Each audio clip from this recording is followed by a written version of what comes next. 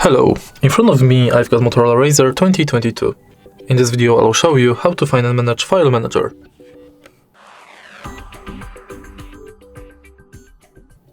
In the beginning, let's enter app drawer or locate Files app. Enter it. Continue. And as you can see, on the homepage of Files app, you can check your downloads, images, videos, audio, document and others, and apps. If you go to internal storage, you can browse every folder your phone has. Let's go back and go to menu. In menu you can check trash.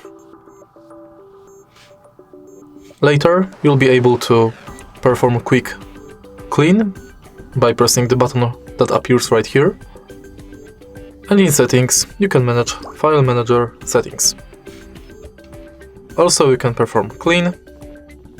Thanks to that, you'll get rid of all junk files, and then you'll be able to share. And that's basically it. If you find this video helpful, please leave a like, comment and subscribe.